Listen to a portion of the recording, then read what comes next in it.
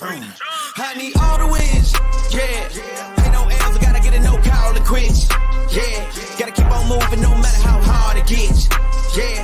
Better move out the way, cause I'm coming with harder hits. My head is as hard as a brick, but I'm harder than all of this. You better move, you might get knocked out, knocked out. You better move, you might get knocked out, knocked out. You better move, you might get knocked out, knocked out. You better move, you might get knocked out, knocked out. My heart on my sleeve, stress, shield my greed. That's how I get it. Success ain't no given. Some days I don't eat, I don't sleep. When I'm focused, I'm dangerous. Down, wonder when I'm anxious. Ain't no limit till I tank. I'm running on fumes. The opposition don't amaze. The roads racing through the pavement. Get your hands out of my bag. I know that's because I've been in it. I don't need to brag. I guess that's what happens when you taking care of your business. But some family, you do the math. I'm out of my pocket. Houston, we got a problem, man. Perfect, let them watch me. Elevating, got them nauseous. Cause I'm the pilot in the cockpit. Nose diving in the house. And woo! Watch out, get ahead. Watch out, get ahead. Watch out, get ahead. It's time! Welcome to DFS by the Numbers with your host, Brady. Better move, you might get knocked out. Knocked out. You better move, you might get knocked out. Knocked out. You better move, you might get knocked out.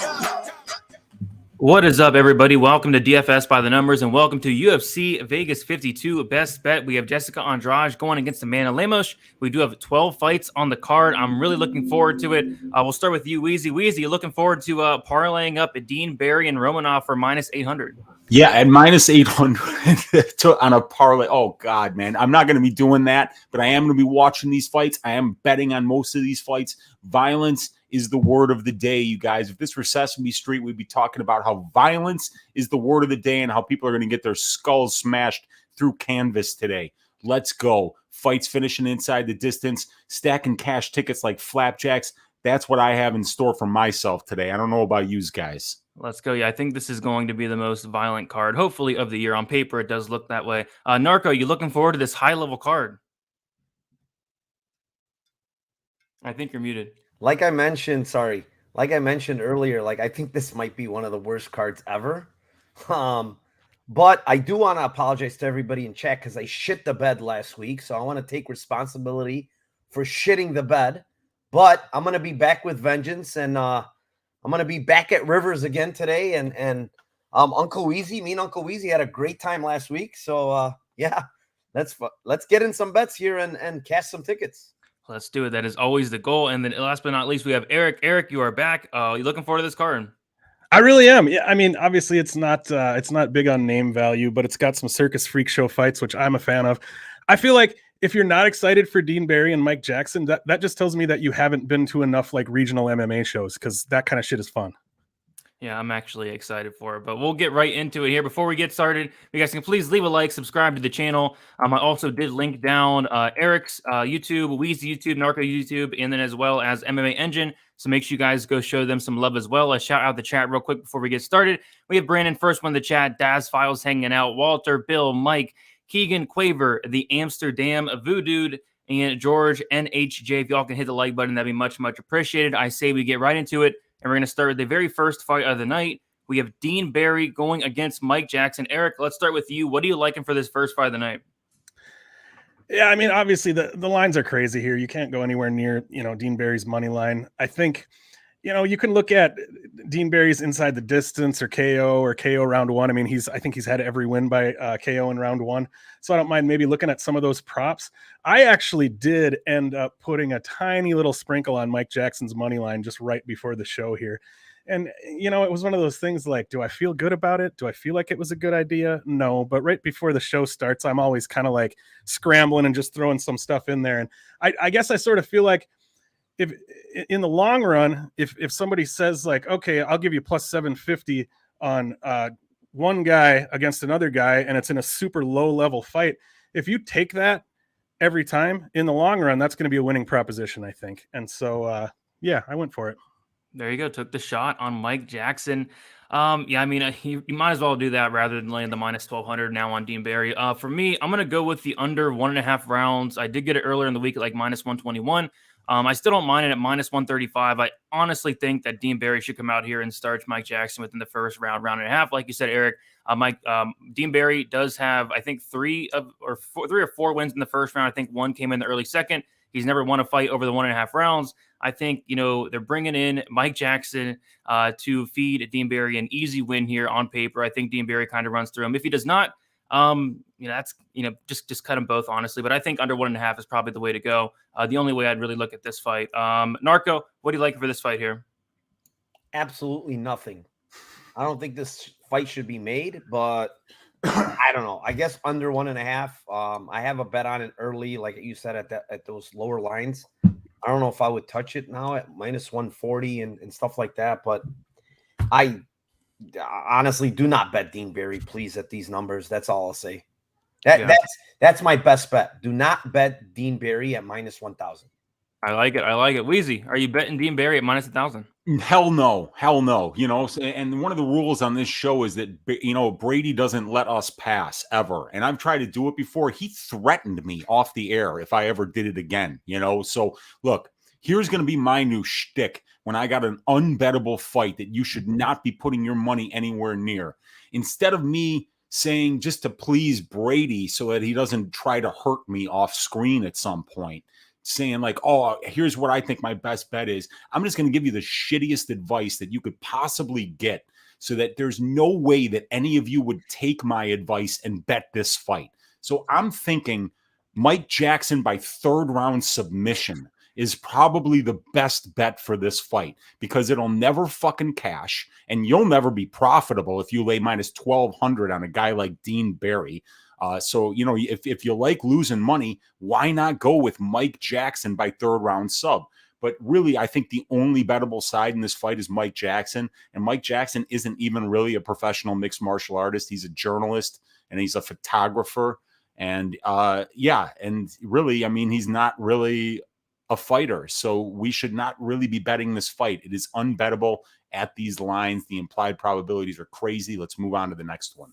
Sounds good. By the way, Jackson by submission in round 3 is +6,000, which is the same price as the draw. So, maybe sprinkle them both, Weezy. How about sprinkling neither of them and saving your money for the bettable fights on this card because there are plenty of them. Oh, yeah, for sure. We'll move on to the next fight. We have Marcin Prachnio going against Philippe Lins. Narco, we'll kick it off to you. What are you liking in this fight here? For this one, I really like the Lins side here. I think there's a line here that has a ton of value. It's the Lins by KO +310. It's probably one of my favorite bets on the card. Lins coming down from heavyweight, made weight, looked good. That was my question mark kind of coming in. I know Lins, his chin is not the best. And at heavyweight, he got knocked out, multiple times.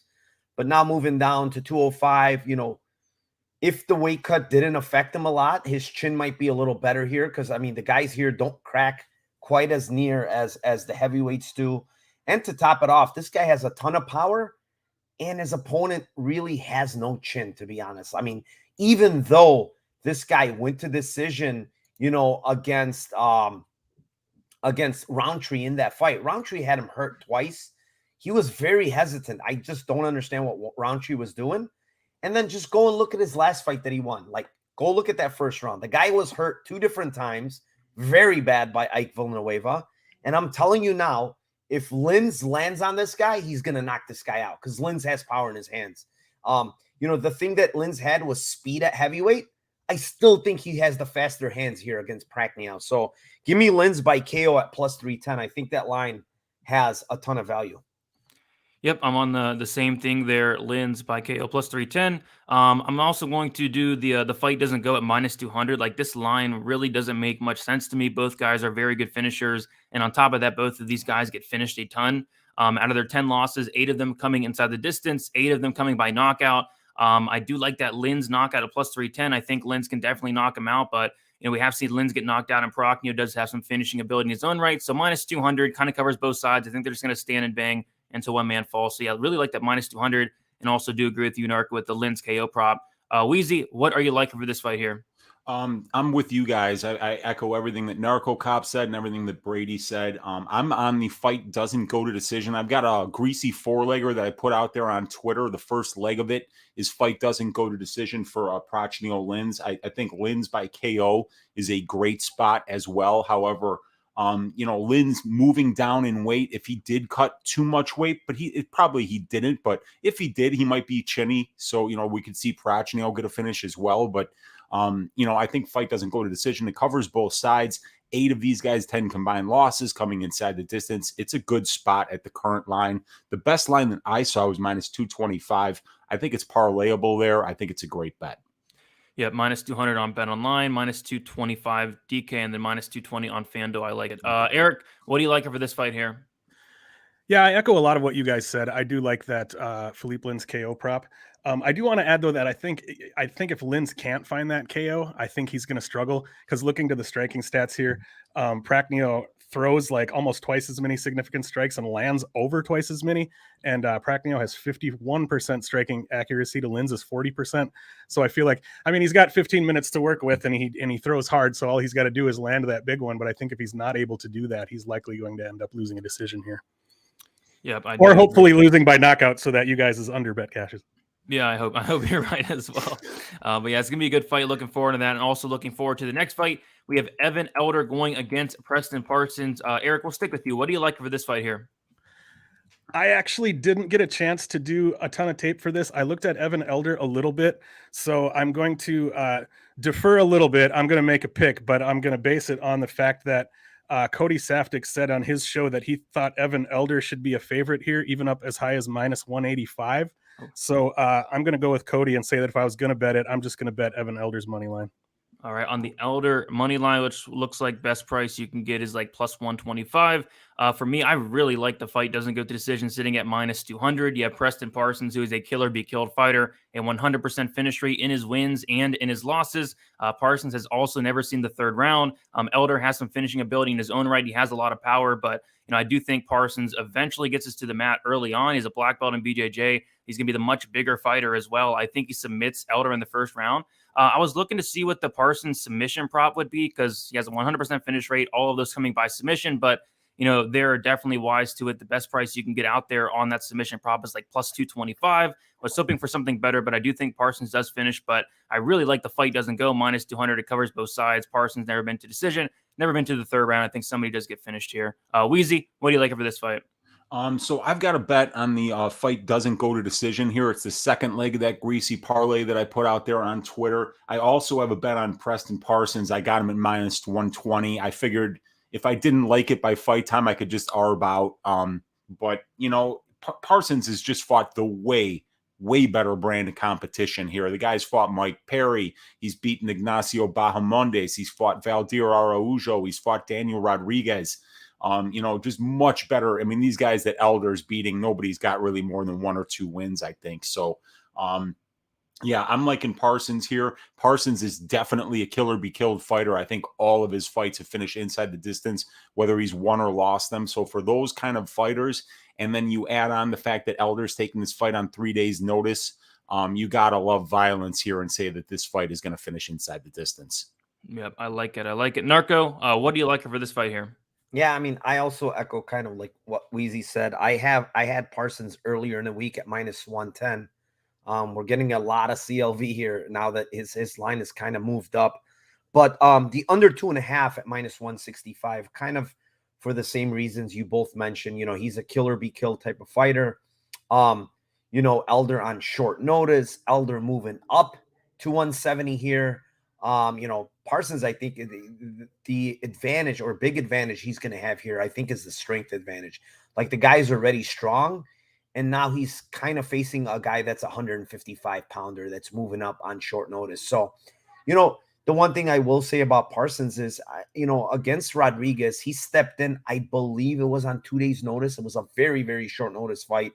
So I don't take a lot of, things out of that fight. Rodriguez is a very, very good striker, and Parsons really came in very, very short notice on that fight. So here, again, I think the 170 pounds matters here, and Parsons is a pretty big dude at 170. So I think he's going to be able to get this fight to the ground and kind of do what he does best. Yep, sounds good to me. Should be a very, very fun fight there. Speaking of kill or be killed, we have Iori Kulain going against Cameron Else. We have we'll start with you, Weezy. What do you like for this fight? Yeah, so I got Aori Kwai Lang as Uncle Weezy's ass shaving of the week. I am predicting an inside the distance finish by Aori. Cameron Else is like kind of like Darce choke or bust. He swings hammers, he throws with power. However, you know, like the guys that he's knocking out, the guys that he's finishing, very low level guys, with the exception of Paddy Pimblett. But he caught Paddy Pimblett when he was like 18 years old. I think he was just off the filming of Children of the Corn 3. Which was the English version of Children of the Corn, even more terrifying with, you know, the bad haircuts added to the bad teeth. So, you know, this one was Else. I just don't think has fought the better brand of competition here. So I'm looking for Quilang to kind of like walk through the fire in the first round, which is when Else is the most dangerous. Finish it in the second. The guy pressures very well. He's got a serious chin. He's moving up to 135, so I think he's going to even be more durable. And I think he's just going to walk forward and break Cam here in the second round. So I'm calling Aori Kwai Lang second round knockout. Violence bets, love them as well. I'm also on the fight doesn't go to decision here. And yeah, that this one is a great violence spot.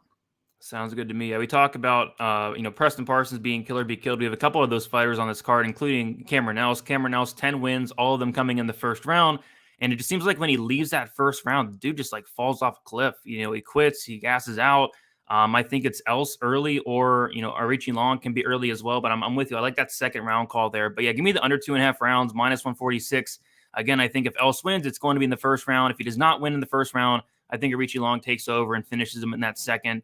These guys are going to go to war. It's going to be a very fun and exciting fight for as long as it lasts. But I'm with you. I do like Arichi Long. I think he's the more durable fighter. I think he has the better cardio, and he definitely should come out here and finish Else. So, yeah, but the under 2.5 rounds is what I would look at. Minus 146. I really do like that line.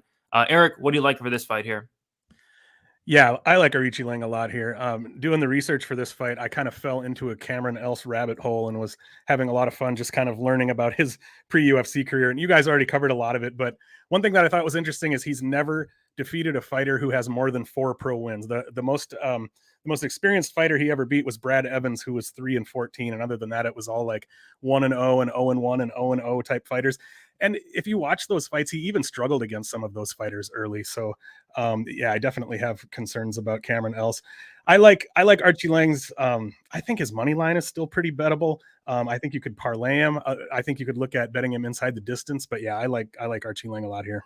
Sounds good. Yeah, he's around minus 225. It looks like the best line out there. Narco, what do you like for this fight here?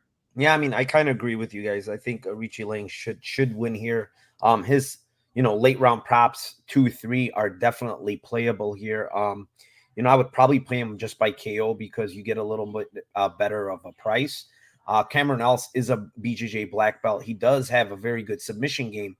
I also did play, honestly, Else by submission earlier at plus 900 because he is definitely the much better submission grappler here. And if he gets this fight to the ground, he's extremely dangerous, and he does go for a lot of submissions on tape. So, with that being said, Aori round 3 KO, I really like. It's plus 1300. If Else, like you guys said, if somehow he doesn't get KO'd in the second round, which is very, very live, then I think the third round is when he gets KO'd, because Aori Lang shows he carries his power very late. And in that fight against, who was it? Sorry, it was Molina. He had Molina very, very hurt, like maybe 10 seconds before the bell in that third round. Yeah. And if there was another minute, he probably finishes Molina. So, yeah, I mean, round 3 plus 1300, I'm going to give you that big Lambo play. Yep, I like it. Good point there. I do think that is very, very much on the table. Let us move on to the next fight. We have Tyson Pedro going against Ike Villanueva. Weezy, we'll start with you. What is your favorite bet for this fight here? Oh, this fight is unbettable. It is absolutely unbettable. I mean, to lay over minus 600 on a guy who hasn't fought in 3 years, coming off major injuries, is something that you just shouldn't be doing. Betting Ike Villanueva at this point in his career against any UFC fighter is really not something that you should be doing. What is Ike Villanueva round 3 submission, you guys? Because that is a horrible bet, and nobody would ever listen to me on that one. Plus 8,000. Yeah, that should be like minus 150. All right, so going with Ike Villanueva by submission. Narco, you liking anything in this fight here? Yeah, so I mean, I played the under 1.5 earlier. The line was a little lower. What I will give you is fight doesn't start round 2 at -132. Just look at how Tyson Pedro fights. Like, the guy is swinging big hammers in the first. The same thing with Ike Villanueva. And Ike Villanueva clearly said he's looking to try to get bonuses. So if he's looking to try to get bonuses, he's going to come out swinging. And Tyson Pedro does have power on the feet. And if he takes this fight to the ground, Ike Villanueva is probably screwed on the ground. So give me the fight ends. Fight doesn't start round 2, -132 here as my best bet. Yep, I got the same thing there. I think Pedro kind of rolls right through him, whether it's on the feet. Ike's very, very hittable, very chinny. He's been knocked out a million times. And if this fight hits the mat in any type of way, I think he submits him fairly easy. Pedro, black belt and BJJ, very good on the mat. He's taken a big layoff. It's a very sketchy fight. But if we get like anywhere near the best version of Tyson Pedro, I mean, this is kind of a walk in the park matchup. So I think if anything at this point, it would be the fight won't start round 2. I like the under 1.5, but it's now like juiced to the max, like -215. Like, I don't really like that, but give me the fight won't start round 2. They did have Pedro to win in round 1 earlier in the week at +125. I'm not sure if it's still there.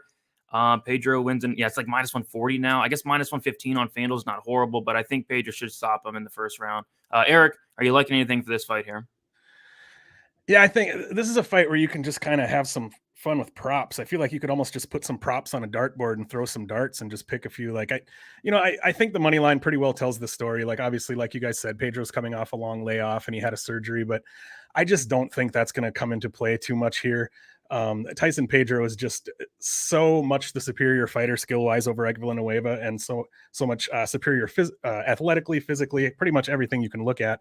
And I do think if Villanueva is going to win, it's probably going to be an early knockout where he just catches him. So I think looking at the under at 1.5 is a good spot to look. Otherwise, I think you can look at Tyson Pedro's whole list of props: by KO, by sub, inside the distance, by KO round 1, by sub round 1. Any of that stuff is potentially live, I think. Yeah, Pedro round 1 KO +220. Pedro round 1 submission +340. Those aren't terrible if you want to take some shots on those, but I do think he runs through Ike here. All right, going to the next fight, probably my least favorite fight on the card. We have Dwight Grant going against Sergey Kondoshko. We'll start with you, Weezy. What do you like on this fight here?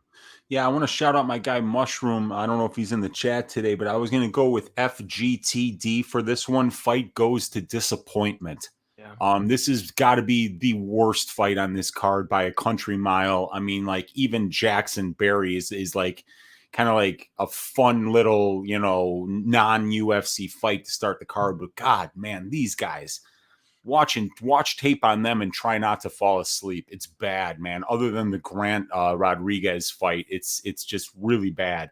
But Kondoshko, much younger, coming off a layoff, training with some good guys now.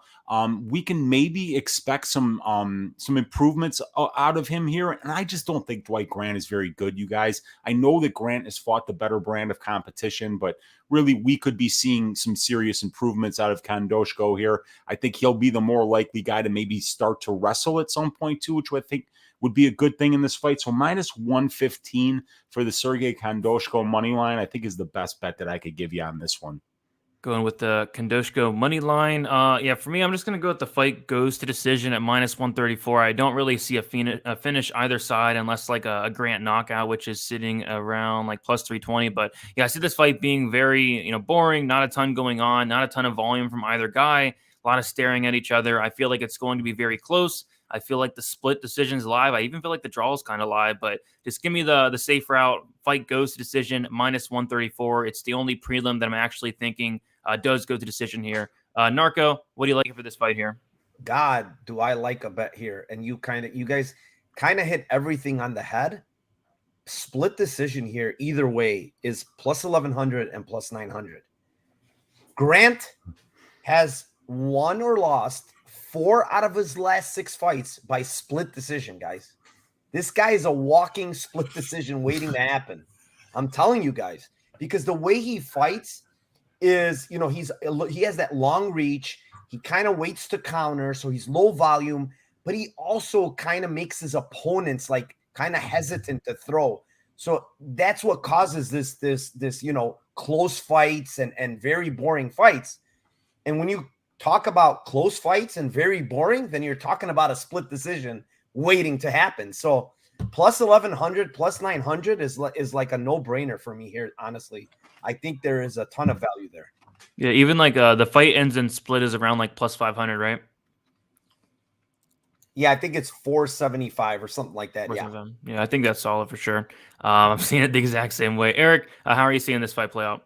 I like those split decision calls there. I don't have a book that offers those, but that I like looking at that. But yeah, I had the same reaction to this fight that the rest of you guys had. It seems like every week there's a fight that while I'm doing the tape, I get a little ways into it and I'm like, oh my God, I don't care. And I just skip on to the next fight. And honestly, that's just what happened here.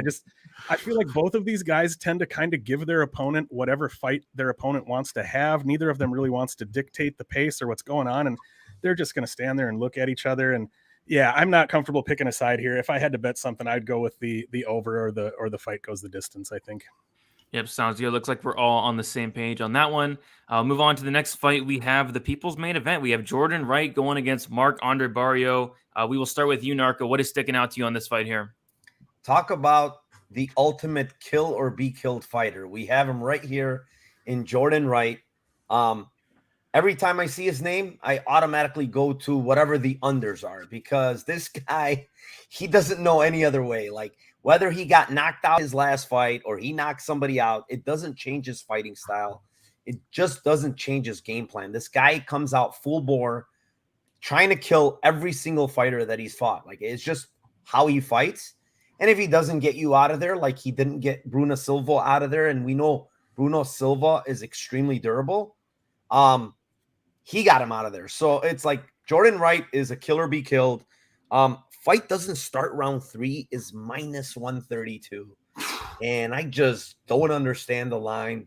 Maybe I'm way off. Maybe the books know something I don't know about this fight. Maybe Marc-Andre Barriault is not that big finisher, which I don't think you need to be a big finisher when you're completely gassed like Jourdain Wright is, because of just how he fights. You know, you can't go full bore the first 2 minutes of a fight, throwing everything you can in the kitchen sink and not gas out. You're just going to gas out. And that's the thing here. Like, minus 132, I have so many unders, so much shit on this fight that if it goes to decision, Uncle Weezy, I'm getting my ass waxed. So Yeah. I think that makes everybody, dude. Yeah. I think that makes everybody, especially there's somebody on this panel that's going to have a really bad day if this goes to decision. Yeah. So minus 132, that's my best bet here. I like it. Yeah, Narc, I'm right there with you. If this fight goes to decision, and if Jourdain Wright wins by decision, more specifically, I'm not only going to get my ass shaved from the bookies, but on Stat Digger, somebody said Jourdain Wright by decision, and I said, listen, if Jourdain Wright wins a decision, I'm going to literally shave my ass on camera. So I have a lot riding on this fight. Not only do I have 4 violence bets on this fight, if Wright wins this fight by decision, my ass literally gets shaved, and I also lose a ton of money. So yeah, I'm right there with you, Narco. Jourdain Wright, the definition of kill or be killed. I think he's either going to go out there, finish Marc-Andre Barriault in the first round, and I think Barriault can even finish Wright in the first round. But if the fight does get extended, that definitely does finish Marc-Andre Barriault. Jourdain Wright, 15 fights if you want to include the Contender Series fight with a Fluffy, and all 15 of them going under 1.5 rounds. I like the under 2.5. Under 1.5, the fight doesn't go. But the play I'm going to give out is it moved a little bit. So it was minus 152, the minus 174 for the under 2.5 rounds. I really do like. I like your play as well. Fight won't start round 3. I like violence in this fight a lot, but hopefully my ass does not get shaved. Weezy, what do you like for this fight here? Yeah, I've got 3 bets on this fight. I got Jourdain Wright by first round KO for a quarter unit at plus 1,000 earlier in the week. It's not available anymore. I've got fight ends in KO, which I think is fantastic, you know, because Jourdain Wright is really never subbed anybody that ever put a gi on at any point in their life. I mean, like, the guys that he was submitting were like drunkards that they pulled out of the crowd that were 0-32 because like somebody's opponent didn't show up. So like he's not submitting anybody at the UFC level. So Since the fight is going to most likely finish inside the distance, and since KO is the most likely way that that's going to happen, fight ends by KO at I saw it at minus 115 on DraftKings recently. I think is a great bet. And that's the last leg of my parlay. So the greasy 4-legger that I put out on Twitter, you guys, is Prachnio Lynn's fight doesn't go to decision. Parsons Elder fight doesn't go to decision.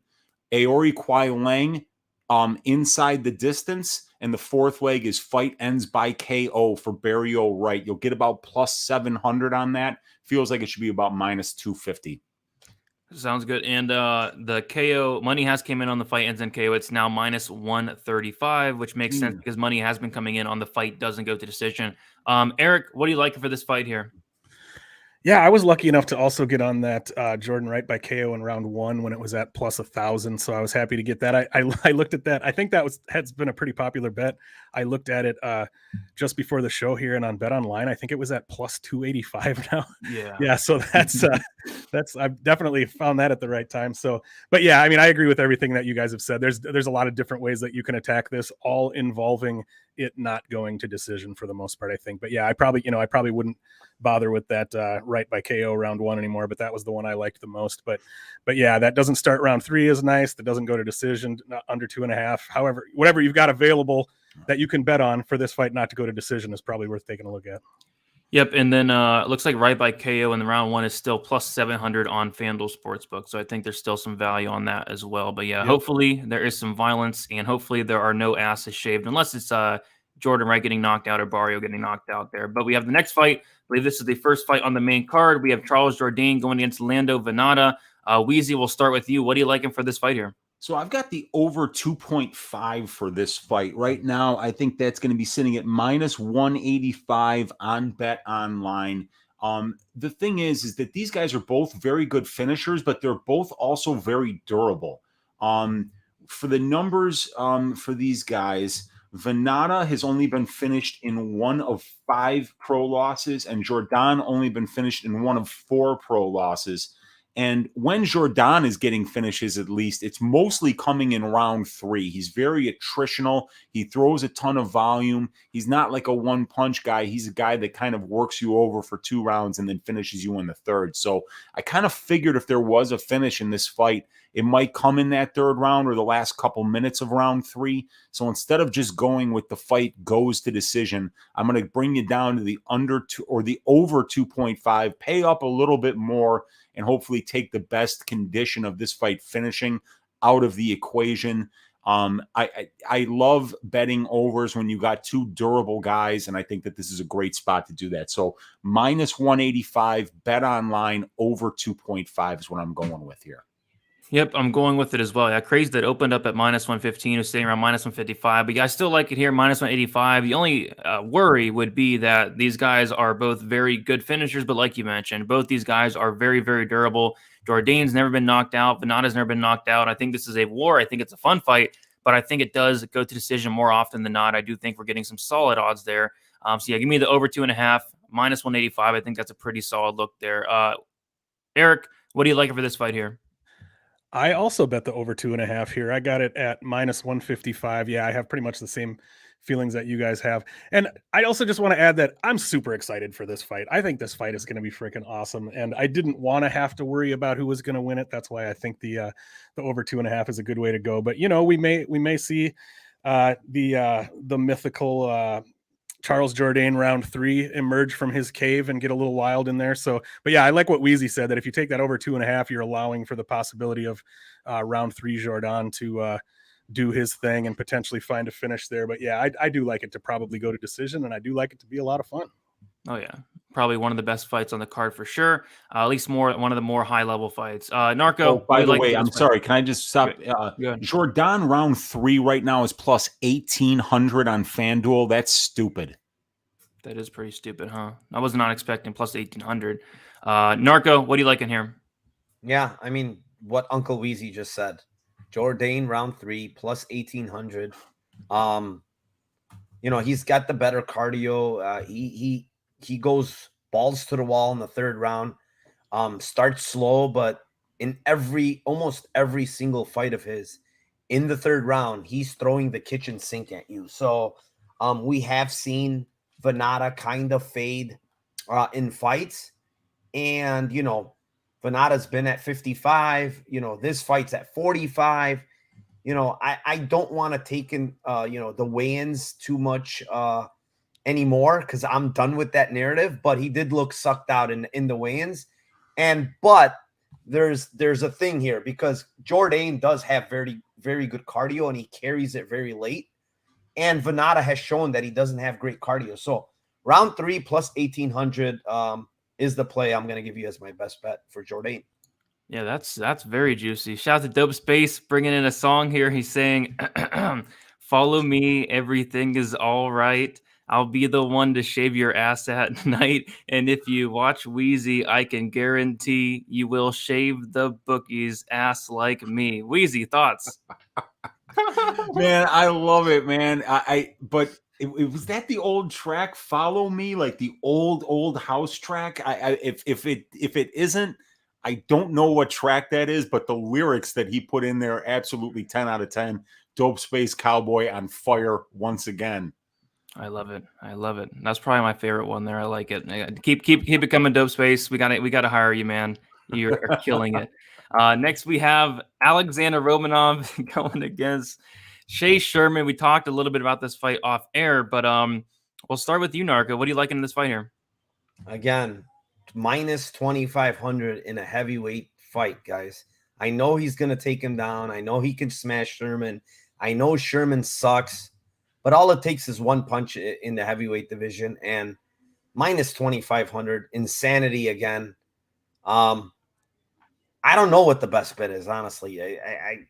Again, the best bet is do not put Romanov in your parlays at minus 2,500, please. Sherman plus 1,200, because I don't think anybody in the heavyweight division should be plus 1,200. So that's my best bet. Sounds good to me. For me, I'm gonna just go with the Romanov round 1 prop minus 175. You're taking it down from minus 2,500, turning it to minus 175 here, and I would really be shocked if he did not get Sherman out of there in the first round.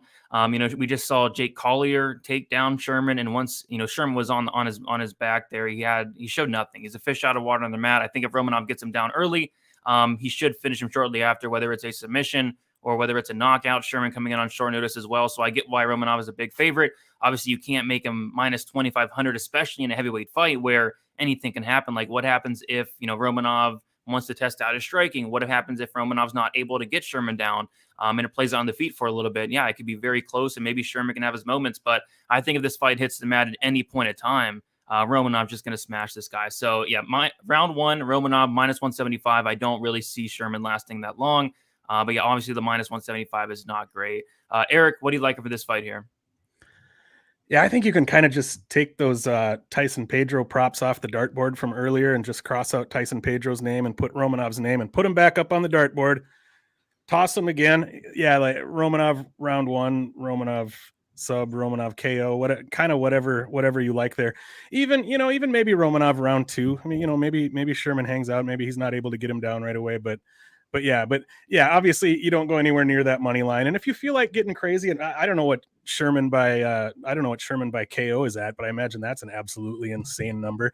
And if you like just a little bit of degeneracy and putting 0.1 unit on that just to have some fun, it's not going to cash, but lots of bets don't cash and we make them anyway, right?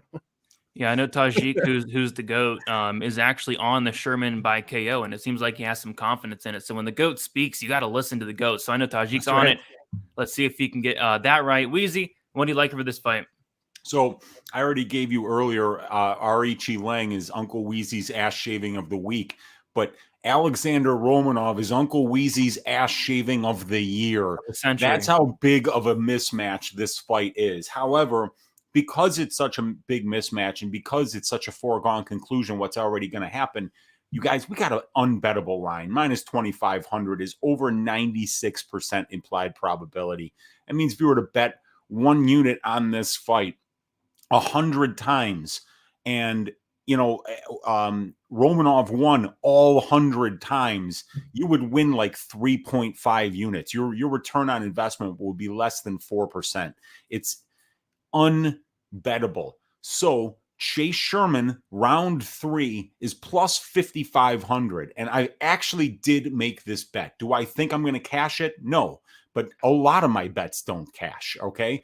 But if this fight goes to round 3, I'm going to be sitting there giddy because all it's going to take is one punch to knock out a guy in Romanov who we saw flat out quit in the 3rd round in the UFC against Juan Espino. So yeah, I am betting 0.1 units to win 5.5 on Chase Sherman round 3 plus 5,500 on DraftKings because it's a heavyweight fight, because anything can happen. That being said, Romanov's going to murder this dude.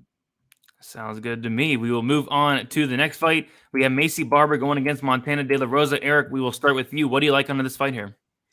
Oh, I just wanted to add on that last fight. We also have to keep in mind that we may be seeing the emergence of a new mythical fighter in Skinny Romanov. So he did lose. We got to see how that one's going to go too. Yeah, Maycee Barber, Montana De La Rosa. I didn't have a ton of interest in this fight. I think I do lean Maycee Barber to win. For me, it largely came down to, I think, just the physicality. Like, I think, Montana De La Rosa is going to be looking to take it to the ground. I think she might struggle to do that. I think Barber's going to be strong enough and physical enough to do pretty well in those spots. It's not a strong read. I don't really have a strong feeling on this fight. I didn't bet anything on it. If I was going to bet it, I would probably look to bet that Maycee Barber money line, or potentially look to bet it to go over. I did hear some people thinking that this fight to end inside the distance or the under was potentially a good bet. I guess these two for women fighters, they do get some finishes, but yeah, I would probably look at Maycee Barber's money line or the fight to go over. But like I said, nothing confident from me there. And Maycee Barber minus 180. Weezy, what are you looking at for this fight here?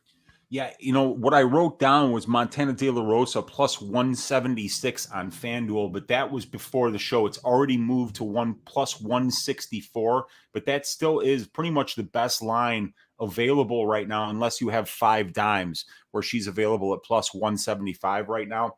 I see why people like Barber in this spot. She is going to be more physical. She's got the better stand-up. When she pressures, she's absolutely at her best.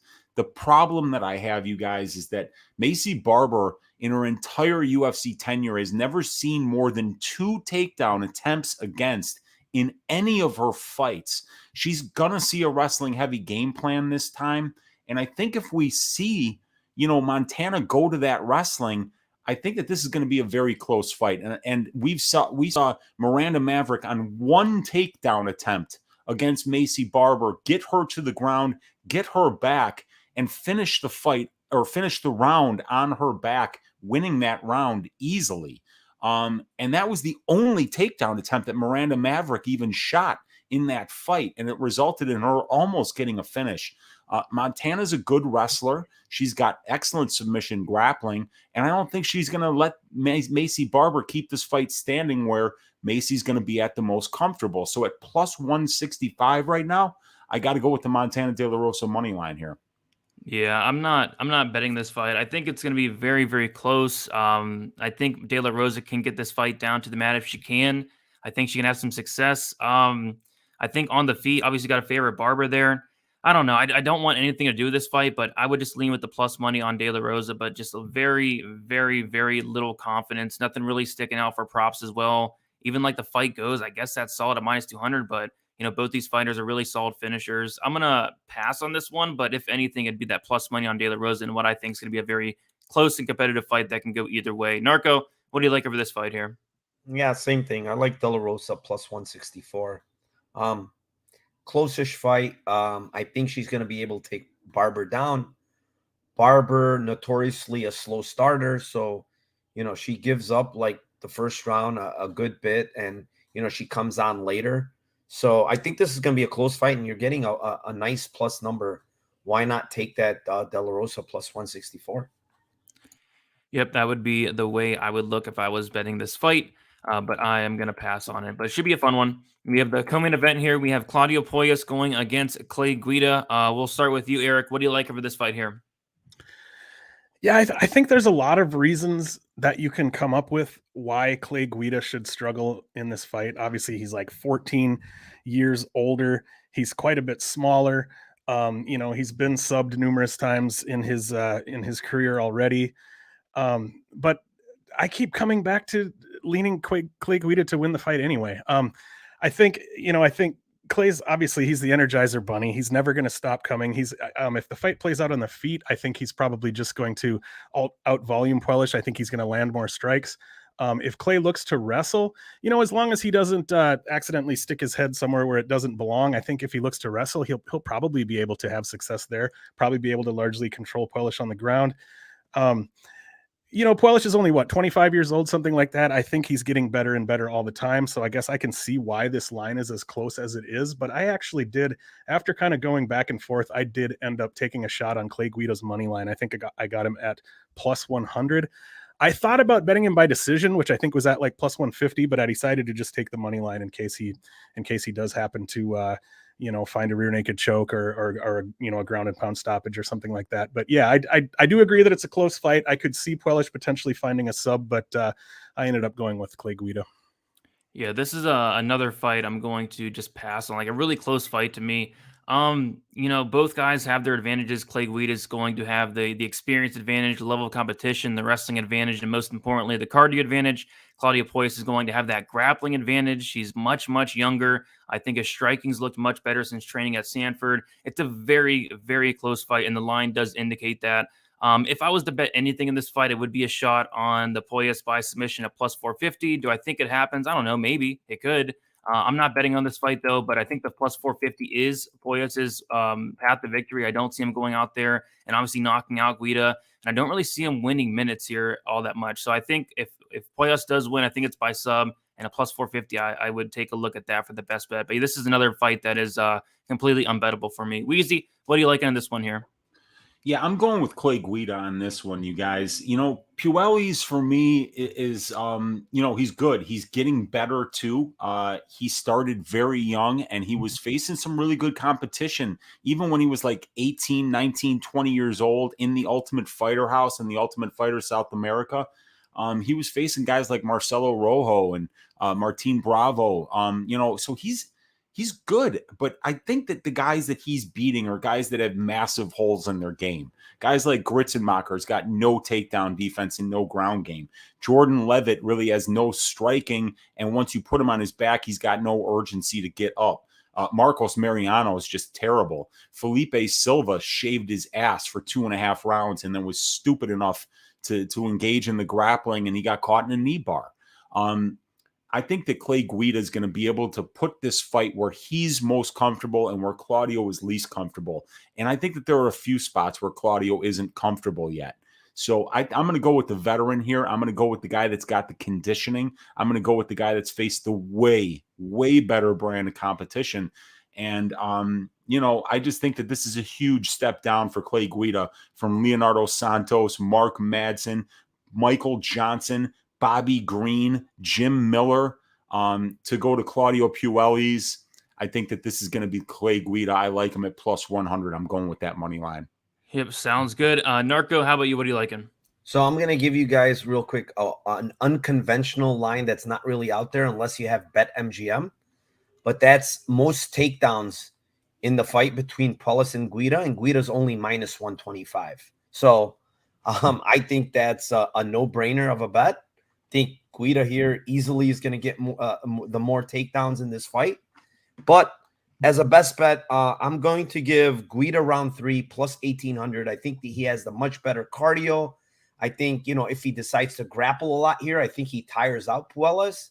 And Puelles honestly has not shown a very, very good gas tank altogether. And he's going to face a guy that's, sets a very, very high pace. And if he grapples heavy, like I said, I think he's going to tire Puelles out by round 3. So Guida round 3 plus 1,800. Is it going to hit very often? I don't think so, because I don't think Guida has a lot of finishing ability. But I think because he has the much, much superior gas tank here, I do think that he might be able to drown Puelles in round 3. Yep, cannot argue that. He has the much, much better cardio. I think that round 3 is definitely on the table. We'll move on to the main event. We have Jessica Andrade going against Amanda Lemos. Narco, we'll stick with you. What is your best bet for the main event? So I didn't have anything until earlier today. I like the under 4.5. It's minus 165. I know it's women's MMA, but the way Andrade fights, she's throwing big haymakers. Lemos has a ton of power in her hands too. I just think one or the other is gonna get stopped here. However, I do think this line's a little tad wide here. Honestly, 230 for as reckless as Andrade is at certain points, and as lethal as a striker that Lemos is with her power.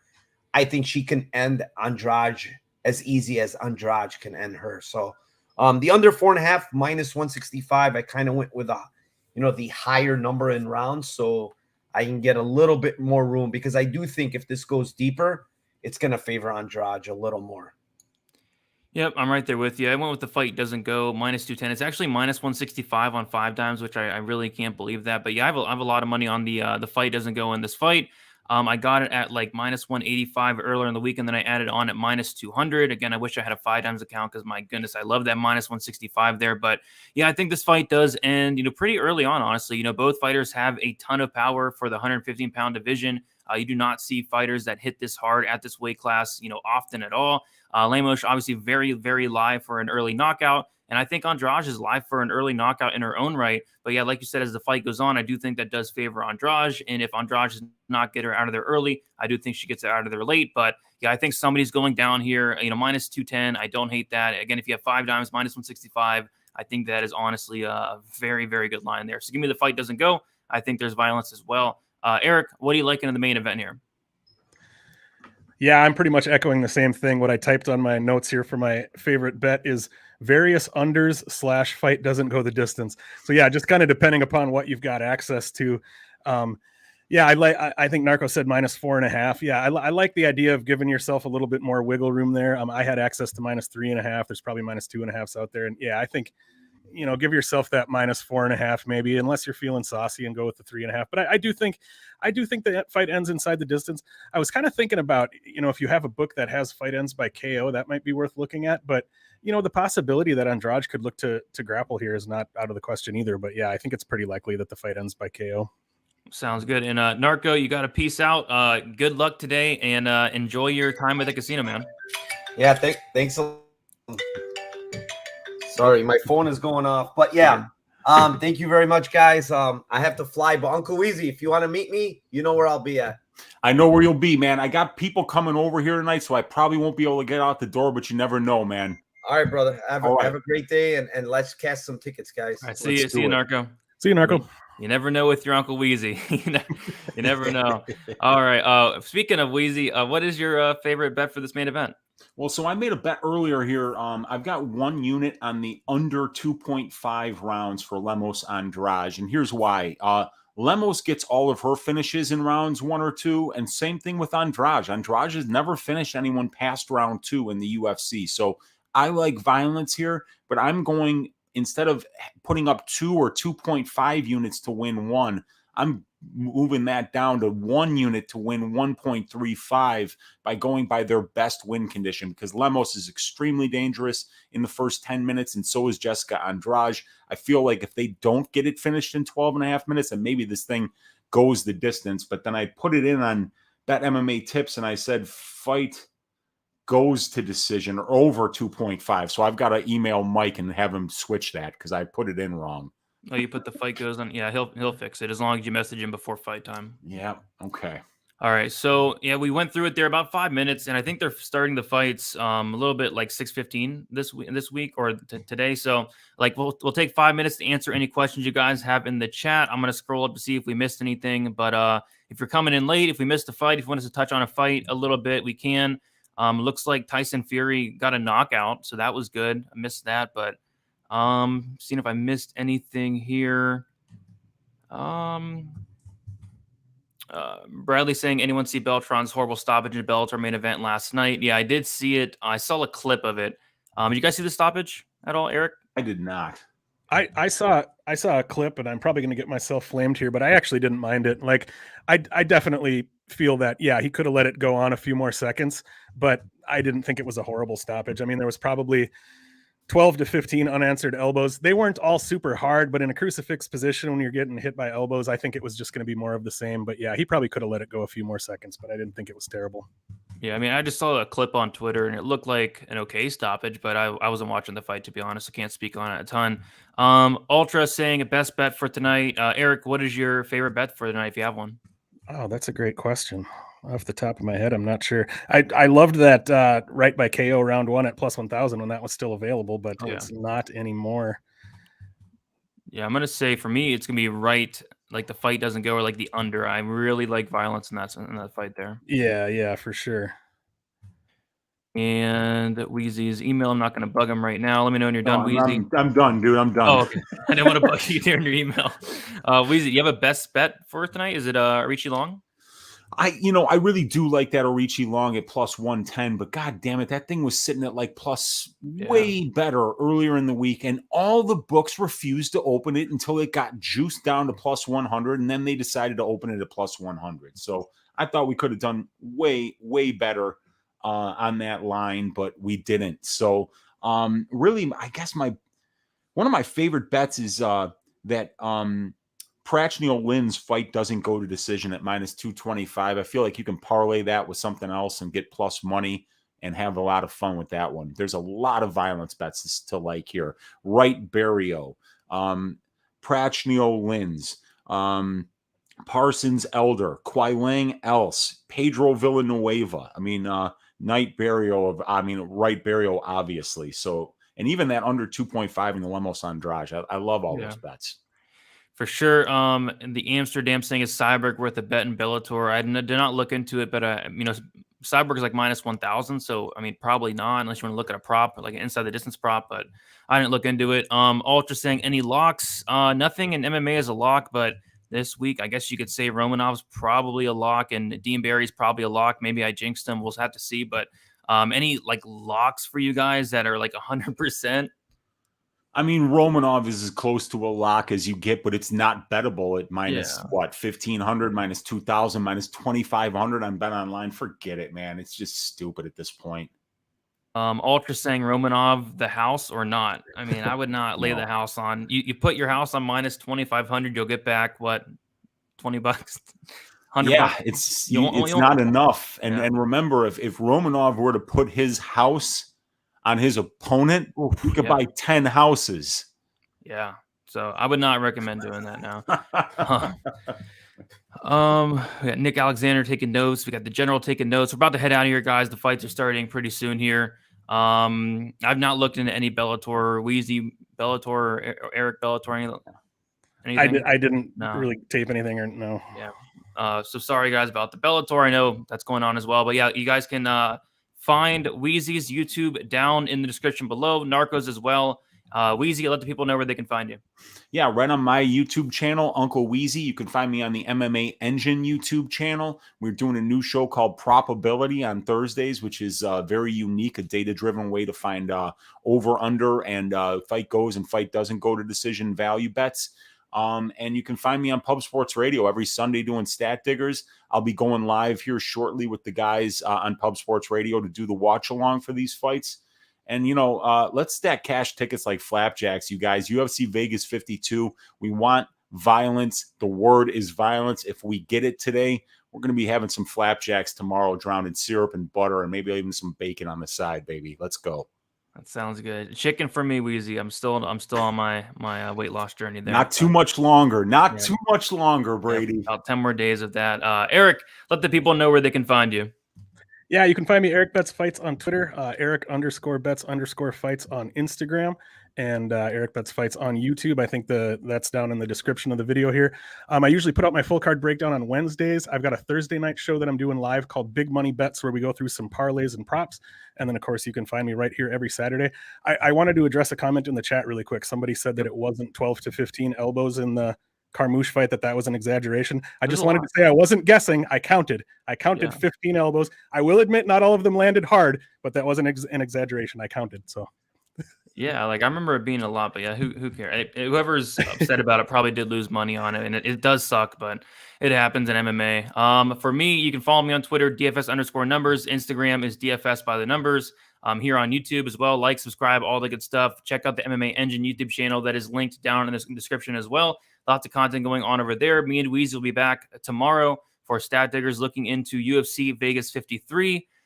Which is going to be an interesting card. You know, we have Jake Collier as the co-main event. That should be fun. But best of luck, everybody. Let's make some money and let us get some violence